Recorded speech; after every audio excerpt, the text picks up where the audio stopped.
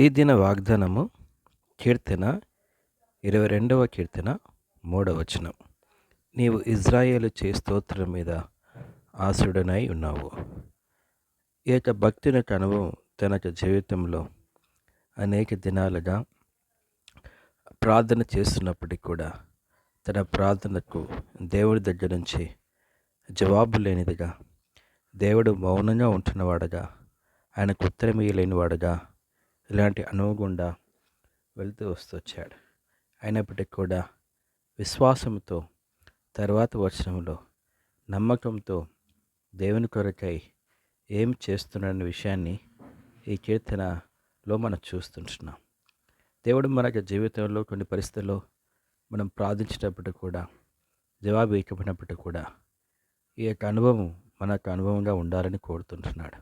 ఇలాంటి పరిస్థితుల్లో దేవుని స్తుతించేవాడుగా, దేవుని మహిమపరిచేవాడుగా ఈ కీర్తన యొక్క సారాంశం మనం చూస్తుంటున్నాం. దేవుడు కూడా మన జీవితంలో నిరాశలో, కృంగుదలలో దేవుడు మనం తీసుకెళ్ళినప్పుడు కూడా ఆయన అధికారాన్ని మనం ప్రశ్నించిన వాడట్లయితే ఆయనను ధిక్కరించిన వారుగా మనం ఉండగలుగుతాం. అందుకు బదులుగా దేవుడు న్యాయవంతుడని, ఆయన ఏ తప్పు చేయడని, ఆయన ఏ చెడు చేయజాలడని చెప్పి దేవుణ్ణి మనం స్తుతిస్తూ ఆయన్ని మనం ఆరాధించేవారుగా ఉండాలి.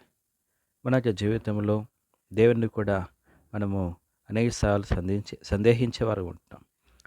అలాగే ఉజ్జియా తన జీవితంలో మరణించిన తర్వాత యెషయా ఆలయంలో ప్రవేశించి దేవుని యొక్క మహిమను అక్కడ చూచిన వాడుగా ఉంటూ వస్తొచ్చాడు. అక్కడ కూడా కెరూబుల యొక్క స్వరాన్ని వింటూ వస్తొచ్చాడు. సైన్యములకు అధిపతి యెహోవా పరిశుద్ధుడు, పరిశుద్ధుడు, పరిశుద్ధుడు, భూమి అంతా ఆయన మహిమతో నిండి ఉన్నదని యెషయా గ్రంథం 6వ అధ్యాయం 3వ వచనంలో చూస్తుంటున్నాం. పరిస్థితులు ఎలాంటివి ఉన్నప్పటికీ కూడా దేవుని యొక్క సింహాసనం పైన దేవుడు ఉంటున్నాడనే విషయాన్ని మనం మర్చిపోకుండా ఆ సింహాసనం ఎదుట మనం సాయలపడుతూ మనం దేవుని స్తుతించేవారు ఉండాలి. కష్టాలు వచ్చినప్పుడు దేవుడు పరలోకం నుంచి మనకు ఎటువంటి స్వరం వినపడినప్పుడు ఆత్మవిశ్వాసంతో దేవుని కొరకే కనిపెట్టినప్పుడు నిజంగా మనకి జీవితంలో పరిస్థితుల నుంచి దేవుడికి బయటికి తీసుకురాగలడు. ఆ రీతిగా మన యొక్క జీవితంలో దేవుడు మనకు సహాయం చేయను గాక. ఆమేన్.